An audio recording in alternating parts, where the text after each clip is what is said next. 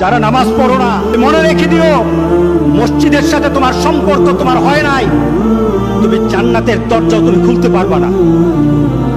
তুমি এখনো বেনামাজি, এখনো সকালবেলা তুমি ঘুমাও, এখনো তুমি আল্লাহকে ভুলে আছো, এখনো তোমার কাছে তওবার কথা তোমার চিন্তাতে আসে নাই।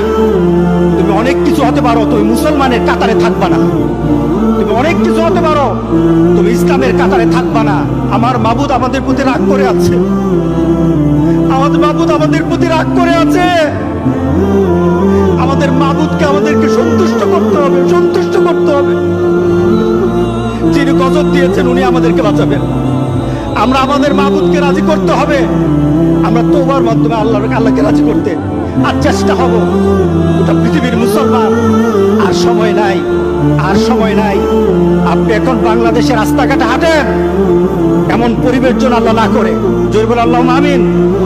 এমন পরিবেশ যেন আল্লাহ না করে।